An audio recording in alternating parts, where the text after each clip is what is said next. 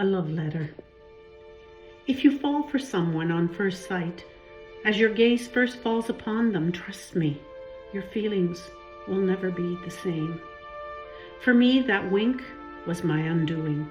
Yes, as you were leaning against that fireplace while waiting for Tom, draped by a magnificent white shirt with a waistcoat and leather pants, not really Regency style, but you look great in them.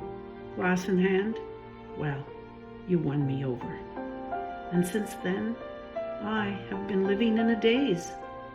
There was only ever you, Sydney Parker, damn, sullen, brusque and arrogant, condescendingly pompous, and handsome as hell, a real man.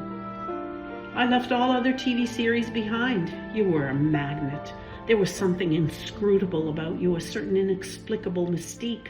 I had a strange feeling, and was sure that, for better or for worse, you would fill me with great joy.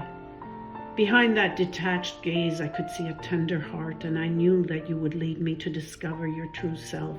I knew I was headed for an awesome, an incredible journey, and it was. Every day, more and more, I became enslaved by you, and you invaded my heart. You, Jane Austen's least developed character. Were she to have completed her writing, you, I am sure, would have been her best creation. And I quote you, I'm sorry that you think that. It's been a strange and interesting thing to study you, to begin to understand how much you grew as a character, episode by episode. You made your entrance as apathetic and gruff. You had loved a woman who betrayed you by marrying a wealthier man, something quite normal for the time, I have to say. And then you took refuge in Antigua, acquiring 10 years of resentment, repressed anger and indifference that ended up stifling your heart. And so you stopped using it. Your heart. Too much pain, too much suffering, too much disappointment. Yes, you are the most sensitive of the three brothers, there is no doubt, even if you try to hide it in every way. But then she came on the scene, Charlotte, and everything changed. You know what they say, there's someone that will know how to love your weaknesses even more than your strengths. She will make you feel like the most important person in the world. You will want to be better for her. She will love you unreservedly, making you smile when you thought you no longer knew how to. She will arrive on tiptoe when you least expect it, when you believed you could no longer fall in love. She will come to remind you that in life you must never lose hope, because if you are patient, everything eventually comes. And so you find yourselves, and she has melted that barrier encircling your heart. You return to life, and you revealed everything about yourself. I admit that it took you a while, at times behaving in such an uncouth and belligerent manner. But what can I say? At that dance and at the regatta, you were extraordinary. I forgive you everything.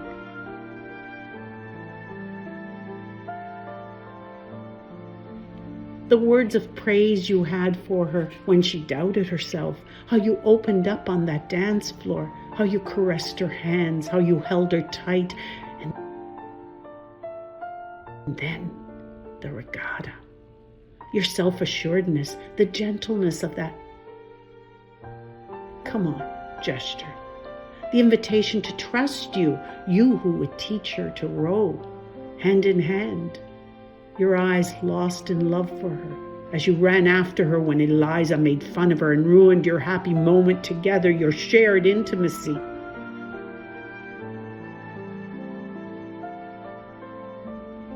Everyone wanted more from you, more decisiveness, but you never cared about the approval of others. You had to be sure now. You had to make it clear. You had to close with the past. I could have beaten you up to a pulp at times, but with that declaration of love at the end of the evening, you knocked me out. It was pure magic. From that point on, you could not be stopped. You no longer needed to hide. You made known your feelings and you kissed her, and what an unforgettable kiss it was. You planned to make her a proposal of marriage. You made us dream. It could not have been more perfect. And then hell was unleashed. Sanditon was in ruins. The prospect of bankruptcy for Tom and for the whole Parker family made you sacrifice your newfound happiness. You sold your soul to the devil. You denied yourself what you were about to become. And you got engaged to Eliza and shattered our dreams and those of Charlotte. Seeing her climb into the carriage to leave the seaside town was emotional, and your absence hurt me. Then came a dramatic turn of events. You arrived on horseback, and I think, oh, now he will stop her and take her away. But no. You know you've hurt her. You know you mustn't, nor do you deserve anything else from her. And so you limit yourself with desperation in your eyes to asking her if she thinks badly of you. You even steal her lines. To her negative response, you seemed relieved, and knowing that you cannot give her anything more, you offer her the only thing you have, the certainty that you do not love the other woman, a denial that hides an affirmation.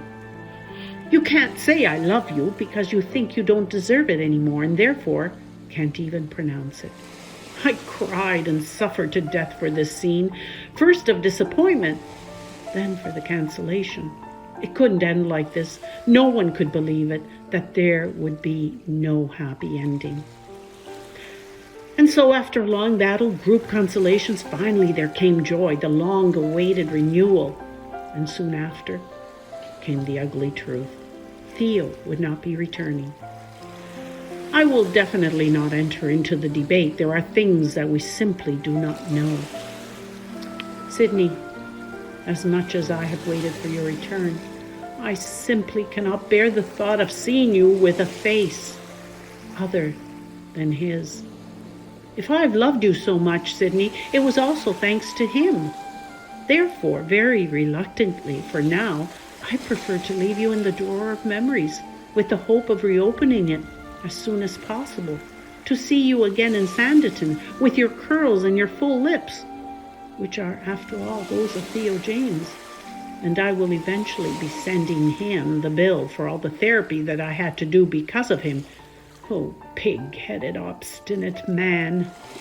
I will never be the same without you. For me, you were the protagonist. I hope Charlotte doesn't mind, but without you, it just will not be the same. Without Sid Lot, it will be different. I am convinced.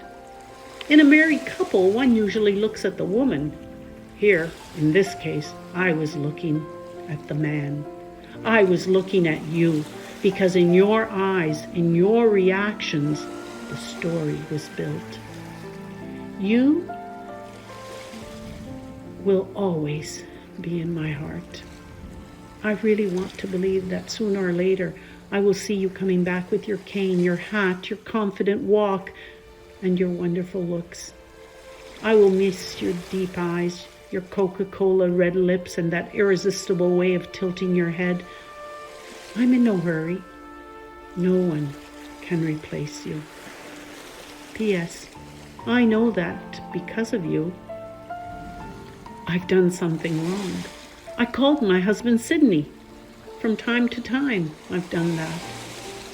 He was not really happy about it at first, but then he realized that for a healthy couple's coexistence, he must resign himself. Well, I say that my husband must be flattered by this whole thing. Don't you think? I see something of you in him. Not bad, right? Eternally yours, Manuela.